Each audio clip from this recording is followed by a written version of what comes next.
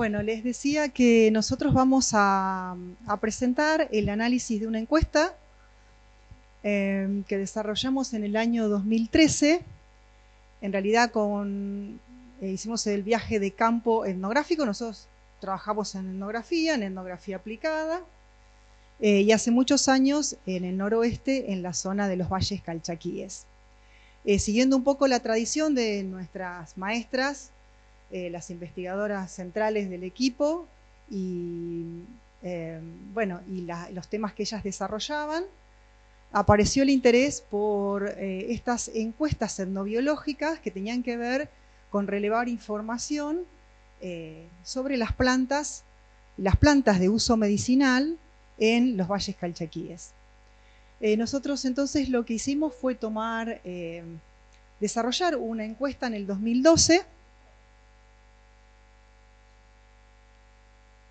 siguiendo también esta tradición, la de la doctora Pochettino, que me acaba de presentar, y la de María Rosa Martínez.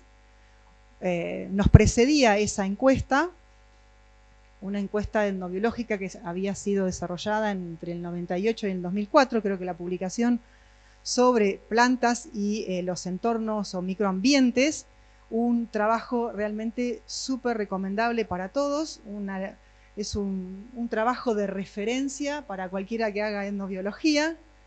Y nosotros le encontramos realmente el valor que tenía en el tema del relevamiento de los datos. Parece por un lado que el tema de los términos sobre las plantas en sus distintos usos tenía mucha relación con la localización, y bueno, yo en ese momento las acompañé a ellas en este trabajo, que tuvo la particularidad de que este relevamiento lo hicieron en terreno con los estudiantes de la escuela de Molinos, proponiéndoles salidas y asociando el conocimiento de los estudiantes con los recorridos y los sectores donde se identificaban las plantas, ¿no? Para nosotros esto fue central en la revisión de la encuesta que hicimos en el 2012 y la que tuvimos muchísimos problemas respecto a los resultados en cuanto a que los estudiantes no completaron la mayor parte. La encuesta fue casi un fracaso, digamos, ¿no? No completaron en el ámbito educativo la mayor parte de los 13 ítems que les proponíamos.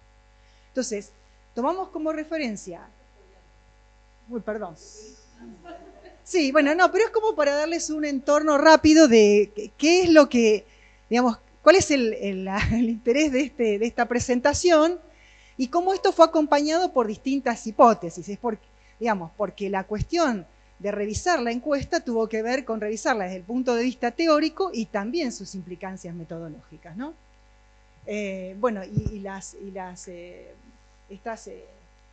Claro, hipótesis que las van acompañando. No sé, Lore, vos si la tenés más, querés ampliar un poco en relación a esas hipótesis. Bueno, la hipótesis inicial que trabajaron Tani y María Rosa era que el conocimiento de las plantas de valor medicinal, no se ve nada ahí en la filmina, de esa población del 98 al 2004, de la población de niños y jóvenes, podía ser considerado como un indicador de la vigencia de saberes tradicionales acerca de su entorno natural. Después, en el 2012, se reformuló la hipótesis a partir de los resultados, que tuvo que ver con que los niños y jóvenes de esta localidad de Molinos estaban muy influidos por los medios masivos de comunicación y por vivir en un contexto mucho más urbanizado, y eso había hecho que cambiara su percepción sobre el entorno natural e incorporar otros saberes que tenían que ver con los que adquirían en la escuela y los que adquirían a través de los medios de comunicación masivos, y dejaban de lado algunas de estas de usos tradicionales. Y la nueva hipótesis que estamos trabajando a partir de estos resultados intermedios y en una reestructuración de esta encuesta es que pensar que las relaciones sociales favorecen la transmisión del conocimiento etnobiológico intergeneracional en los contextos locales, domésticos y educativos, y que están anclados en la estructura social comunitaria. Y vamos a mostrar cómo es nuestra estrategia para empezar a pensar en cómo, digamos, alcanzar a resultados que nos permitan acercarnos hasta a probar esta hipótesis o no. Bueno, la encuesta inicial me da como vergüenza hablar de la encuesta de Tani que está acá, pero bueno.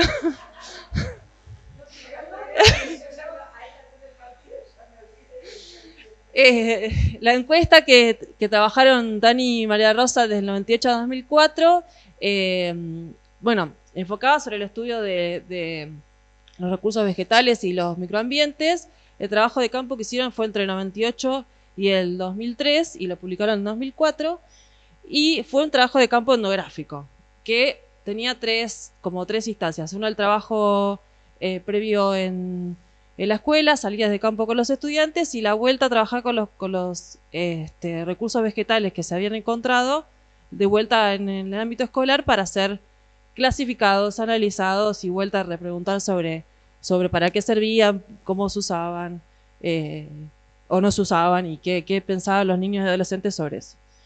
En ese trabajo de campo recolectaron 77 plantas en diversos ambientes de los valles y excluyeron ahí los establecimientos comerciales.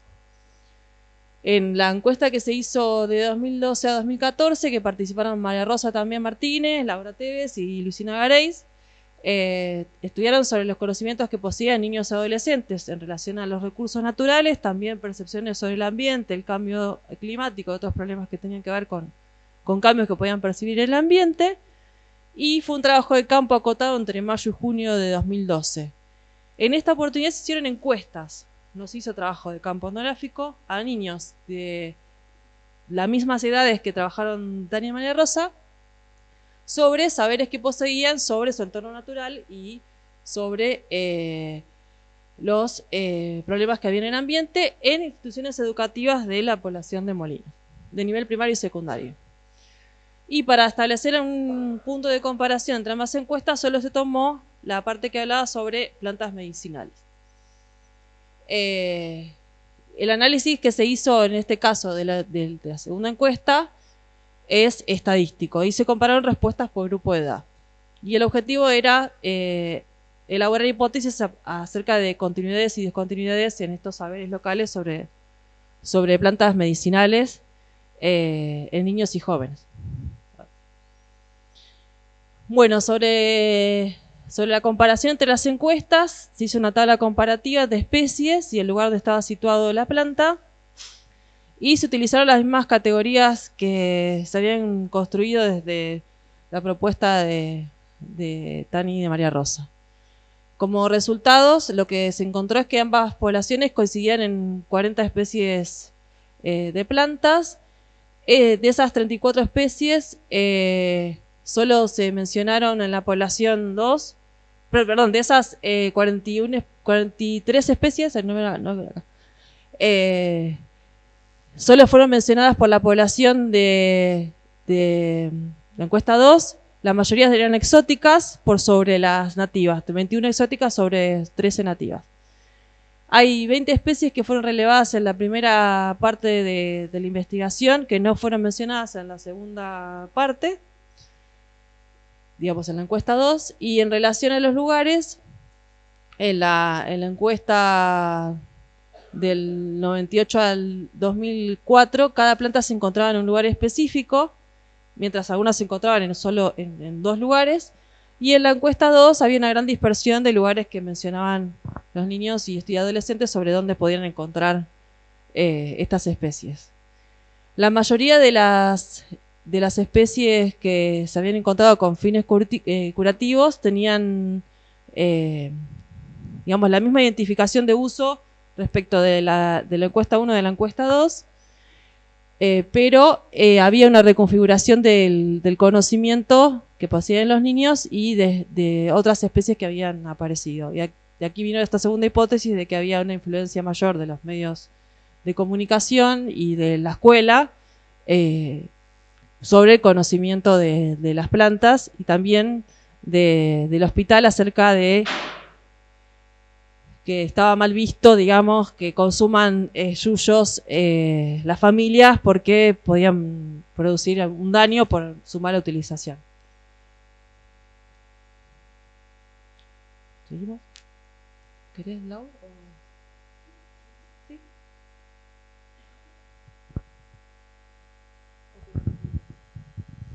Bueno, ¿cuáles fueron las dificultades detectadas entre la primera encuesta y la segunda? Bueno, como dije al principio, el tema de no estar contextualizadas en un espacio y estar, digamos, se consultaron a niños de entre 10 y 20 años en el ámbito escolar con 12 ítems. Ahí estoy circulando la encuesta y su justificación para que la vean. Produjo un montón de ausencias de respuestas, con lo cual nos hizo pensar acerca de la ventaja que tenía asociar el tema de la mención de las plantas conocidas con los sitios como había sido en el primer caso.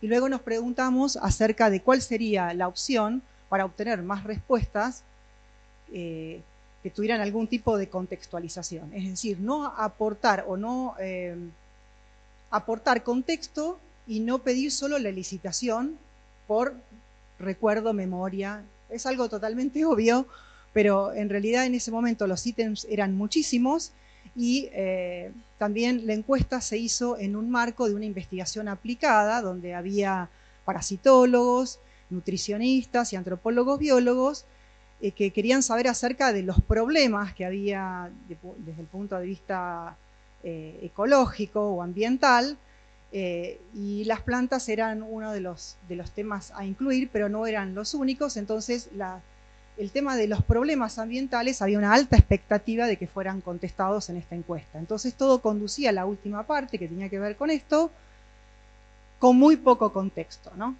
Entonces, bueno, la idea era, ¿cómo vamos a hacer para solucionar este problema? Dado que además, no sé si notaron, las encuestas, o las dos primeras, tienen una cadencia de 10 años cada una, ¿no? Entonces, estamos ahora en la posibilidad del 2024, después del 2004, volver a reeditar la encuesta, solucionando los problemas previos, ¿no?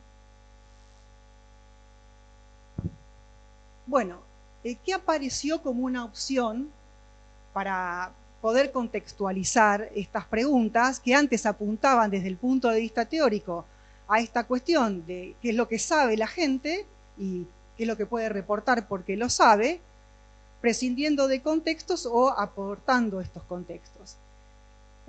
Por otras razones, en el laboratorio empezamos a trabajar con el análisis de redes sociales, una estrategia teórico-metodológica que se basa en los vínculos que existan dentro de las comunidades que permiten establecer el conocimiento. En este caso, la hipótesis era que el conocimiento acerca del ámbito ecológico podía estar realmente intermediado por los vínculos. Y eso funciona como una hipótesis real para trabajar en el campo y para reformular esta encuesta, apelando a los individuos o a las personas que van a ser los encuestados, conectando lo que saben con interacciones. Parece una obviedad, pero no lo es, y realmente cuando uno lo plantea la posibilidad de aproximar el conocimiento a las relaciones interpersonales, como por ejemplo el parentesco, que es uno de los ítems que preguntamos en la encuesta del 2004, bueno, aparece que con más frecuencia, de acuerdo al análisis estadístico, de mención de relaciones entre quién le enseñó, los padres o los abuelos, en relación a lo que sabe y lo que puede decir.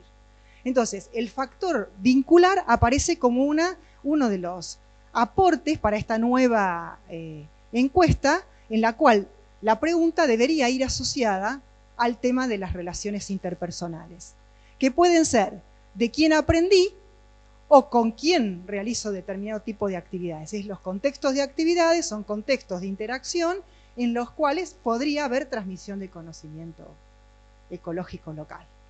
Entonces, ese es un camino que nos abre la posibilidad de, en el 2024, generar una nueva encuesta en la que aparezca este contexto vincular y también procesos, porque también existe una hipótesis dentro del análisis de redes sociales que indica que muchos de los procesos sociales identifican al individuo, pero cuando se hacen colectivamente también producen mayor conocimiento y la transmisión de ese conocimiento. Entonces, podemos asociar también hipótesis vinculares donde las personas generan un conocimiento a través de la práctica en determinado ámbito y ese conocimiento compartido potencia la posibilidad de transmisión. Entonces, aparecen determinadas nociones del campo de la del análisis de redes sociales en antropología que nos van dando un contexto que ya sale del campo de esta cuestión de la cognición y de la repetición y de que puedo decir qué es lo que sé porque lo recuerdo o porque alguien me lo transmitió, a un campo donde yo puedo remitir a una realidad que comparto con otros, que individualmente puedo decir lo que hago y colectivamente también. Y se refuerza por las dos variables, ¿no? Bueno, acá entonces aparecen algunas definiciones que nos parecieron importantes desde el punto de vista del análisis de redes sociales, que podrían dar contexto a estas nuevas preguntas en estas nuevas entrevistas o encuestas, ¿no? Bueno, uno es el de conocimiento local, todos saben de qué se trata, el conocimiento situado, también creo que es uno de los conceptos que manejamos y compartimos, pero lo que nos interesa mencionar ahora como un aporte es la idea de red egocentrada, es decir, cómo podemos recopilar o cómo podemos elicitar o pedir información a un ego, a una persona, mencionando cuáles son todos sus contactos, es decir, los contactos personales que tiene para realizar alguna actividad. Por ejemplo, si participa en contextos de recolección de plantas, para el caso de Molinos es interesante desde el punto de vista etnográfico cómo muchos de los niños que podíamos haber entrevistado en la escuela también participan en la actividad del arreo de ganado o de la bajada de ganado, la captura de ganado en altura, y aparecen muchas referencias en nuestras descripciones etnográficas acerca de la recolección de plantas cuando se hace esta actividad. Entonces, bueno, ahí la red de ego, la red de un informante, de un niño o de un adulto, podría remitir a un montón de otras personas que saben en qué época y en qué lugares colectar plantas medicinales, por ejemplo, ¿no? A partir del contexto de la captura de ganado en los meses de verano. Bueno, luego la idea de estructura social. Ningún grupo humano está separado de un entorno mucho más amplio que no remita o que deje de lado el tema de la unidad doméstica, en la cual la persona se integra por relaciones parentales a un montón de otras, y luego contextos de actividad donde ya forma parte de otros grupos con interés económico o con otro tipo de intereses, de parentesco, por ejemplo. La cuestión de la cesión del ganado a los niños es un tema muy importante en Molinos y la captura implica marcarlos y señalarlos como un capital social y económico para los niños, ¿no? Entonces, esta cuestión van todas juntas, ¿no? El tema del ganado, qué saben del ganado, qué saben de las plantas y de estas, digamos, de estos vínculos que se generan de parentesco directo, ficticio o de padrinazgos en relación a la actividad misma en un conjunto de personas adultas, niños y otros que colaboran en la actividad, ¿no? Bueno, otra es el tema de la trayectoria de vida. ¿Cuánta información podemos obtener cuando a las personas les preguntamos acerca de qué experiencias tienen con las plantas, si situamos este conocimiento en una serie de sucesos que transcurren en su propia vida y a la cual accedió a esas plantas, supongamos trayectorias de salud? Entonces es más sencillo en la memoria de las personas poder asociar eventos de su trayectoria de vida situados temporalmente asociados al uso de plantas, por ejemplo, ¿no? Para la cura. ¿Quién las administró? ¿De dónde las obtuvieron? ¿Cuál fue el manejo y la disposición en la unidad doméstica? Etcétera. Y por último, la noción también asociada al análisis de redes de comunidad de práctica, que implica no solo el conocimiento, qué conocimiento tenemos acerca de la realidad que nos interesa, supongamos el manejo de plantas, sino cuál es el carácter práctico que hay en relación a ese manejo, ¿no? ¿Qué acciones, qué procedimientos tienen que ver con el manejo de las plantas, ¿no? De las plantas medicinales. Entonces, no solo sabemos, sino también cómo procedemos, ¿no? Y esto genera una especie de lazos entre todas estas personas que forman esta comunidad. Bueno, en definitiva, estamos viendo que podemos tomar este espacio de conceptualización, de licitación, es decir, le pedimos como en el enfoque teórico del cognitivismo en antropología, sí. Le pedimos a la gente que diga lo que sabe y que lo manifieste en conceptos, y entonces hacemos el listado y después de eso vemos cuántos saben algunos más que otros o en relación a qué área están vinculados, pero también nos parece muy interesante ponerlo esto en un proceso dinámico, no solo congelado acerca de lo que sé y que puedo repetir, sino cómo está articulado con vínculos parentales, no parentales y de actividad que permitan no solo mostrar, digamos, dar información acerca de las plantas exóticas o las que nos sirven para curar, sino también para qué las usamos, cómo las usamos, quién nos enseñó, cómo se transmite eso en una dinámica social más compleja que la del listado de términos, ¿no? Bueno, allí están un poco planteadas cuáles serían esos ítems que deberíamos tomar para armar estas nuevas encuestas, ¿no? Volvemos a ver lo de la trayectoria, lo de la incrustación o escalas, las de los contextos y la de los vínculos, básicamente los parentales.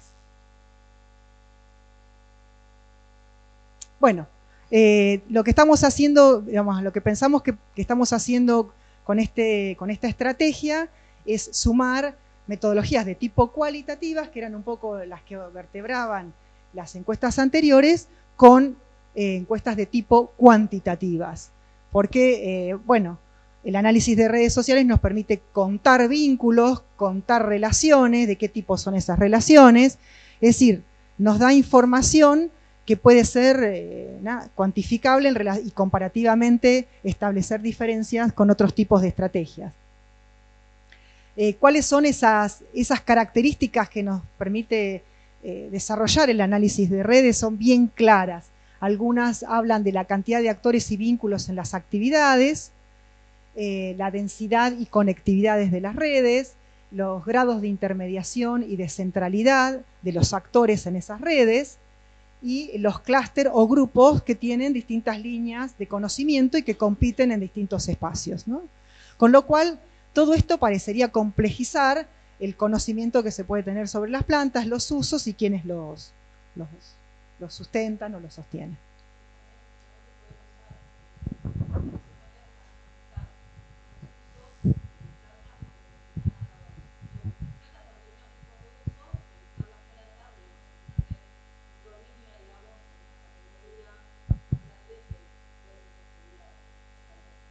Claro.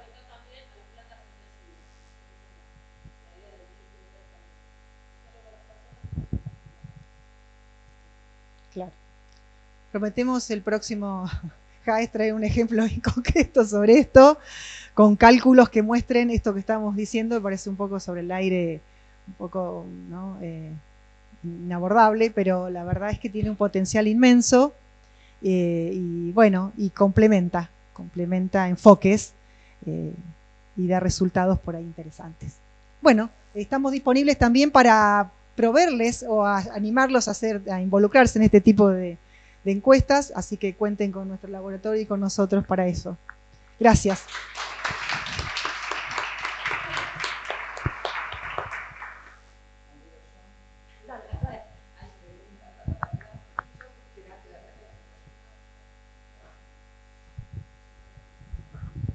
Llega,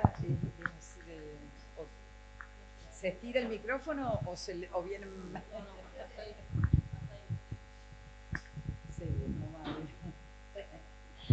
Bueno, gracias porque la verdad que estábamos necesitando un poco de metodología en la jornada, por favor, ¿no? Sí, sí. Sí, sí, que uno diría que parece re vetusto, pero al contrario, para mí tiene una... Y esto que dijeron de que pasaron 10 años me pareció como, wow, buenísimo, ¿no? Claro, qué fuerte.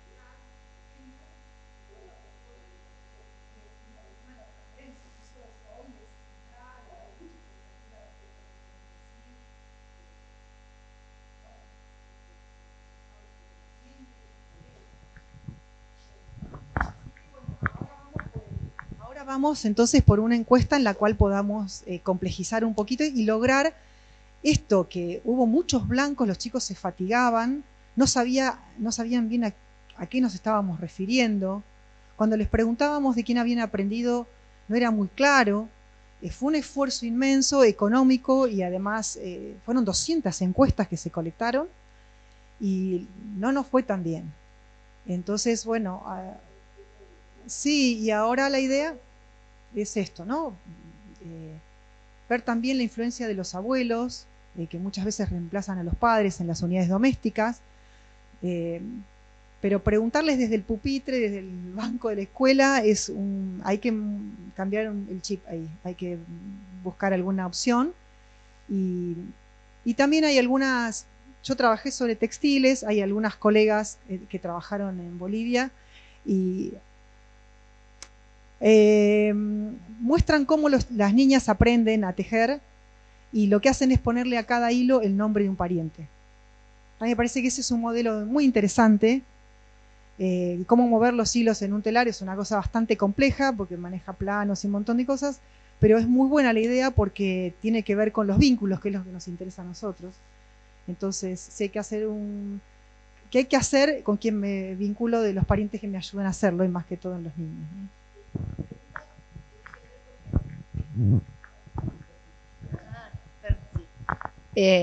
No, con esto de que yo no sé, no conozco la realidad actual de los molinos, pero si hay redes sociales, o sea, si ya llegaron las redes sociales, y qué pasa con ese saber que de repente explota el círculo familiar, ¿no? Y entonces de repente extiende más a la familia extensa o directamente la pluraliza en un montón de otros saberes, ¿no? Ahí interviniendo.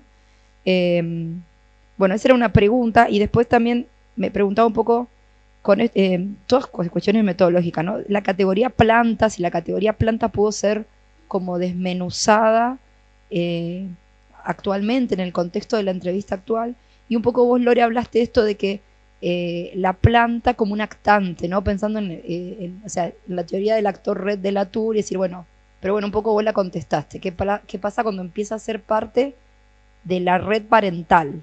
O sea, deja de ser solo humana la red. No, porque a las 6 van a querer ir a tomar café para que bueno,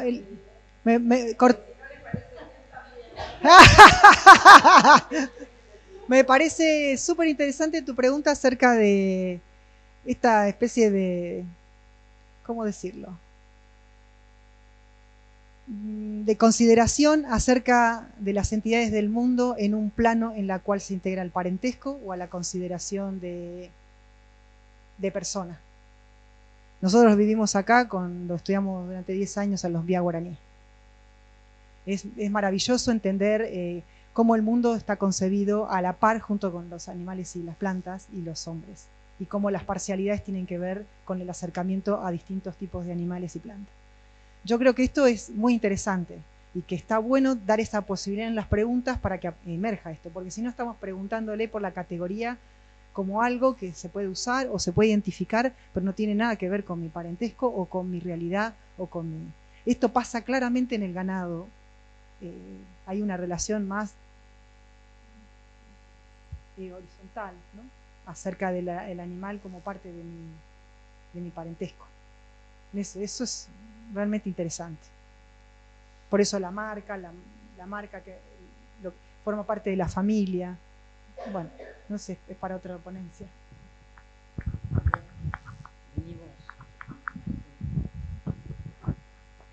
Yo más que nada les quiero preguntar, porque bueno, tengo hace mucho un trabajo que tengo que discutirlo con Tani, pero un poco pensando esto de las dinámicas y pensando un poco los conocimientos, las prácticas como un sistema. Yo trabajo en Jujuy, ¿no? Y como forma de un paisaje biocultural, ¿no? Y tenemos tenemos información que hemos trabajado en distintas partes de la provincia sobre plantas medicinales y queremos medio integrar todos esos saberes. Obviamente nos costaría hacer un trabajo un poco más profundo. Esto de red me viene como bastante bien para entender un poco más e integrar, ¿no?, este concepto de paisaje. Bueno, mi pregunta es si querer integrar diferentes biomas o ecosistemas como están en Jujuy podría ser una forma que explique a partir de redes esta interrelación, como vos decís, lo de la ganadería. Hacer transhumancia en Jujuy no solamente entre los valles, la quebrada, no es solamente esa actividad, sino ir a recoger plantas medicinales, pero esto no está bien, o no encontramos bibliografía que nos muestre esta integridad desde lo etnobotánico, desde lo etnobiológico. Entonces por ahí, a mí me sirve un montón, gracias por esto también, ¿no?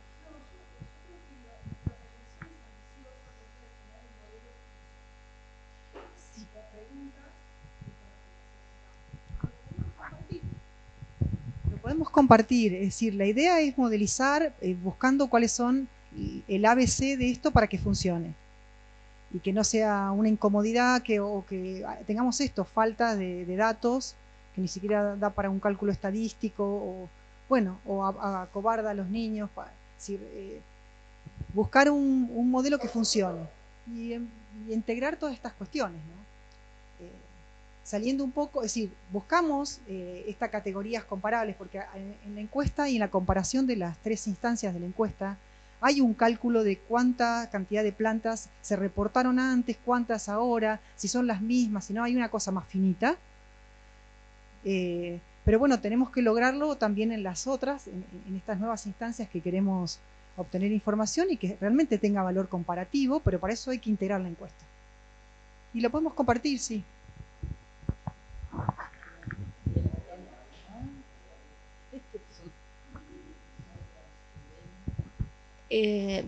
No, solamente un comentario. Creo que en esto de la modelización, en los análisis de redes, los análisis de grafos son una herramienta excelente para, bueno, poder predecir determinados comportamientos de las estructuras y la estabilidad de estos sistemas, ¿no? O sea, cuando quitas o cuando integras un nuevo componente al sistema. Y un poco respondiendo quizás a tu pregunta, creo que desde la ecología se pueden tomar herramientas, desde la ecología teórica se pueden tomar herramientas y adaptarlas a el marco etnobiológico.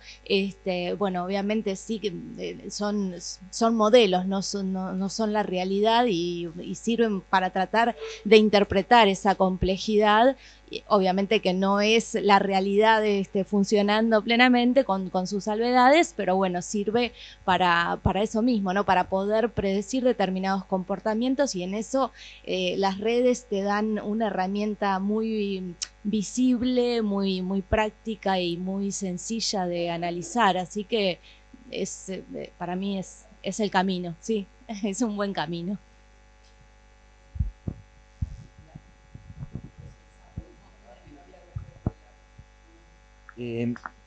Bueno, me encanta, me muevo de la silla cuando empiezan a hablar de metodologías. Se ve que hay algo que me pica ahí.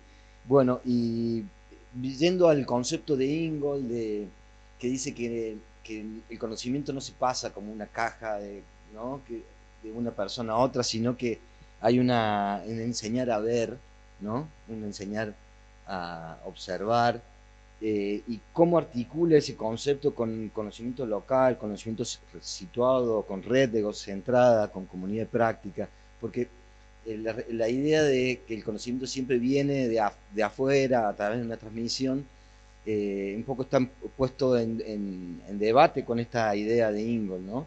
Eso era una de las preguntas, y la otra, aprovecho dos, sobre las preguntas relacionales. Estamos acostumbrados a hacer preguntas direccionadas.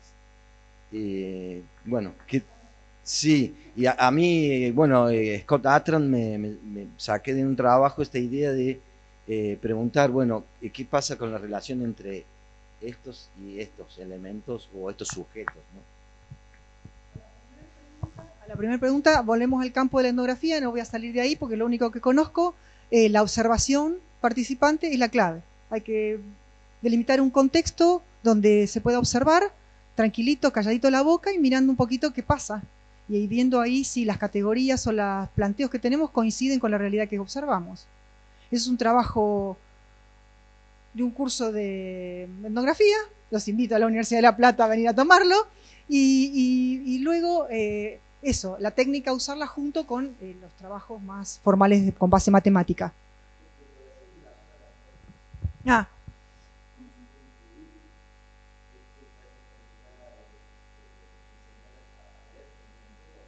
Para mí, reconocer los contextos donde ocurre o donde puede surgir la información de un modo que sea adecuado a la gente y no a la encuesta o a nosotros.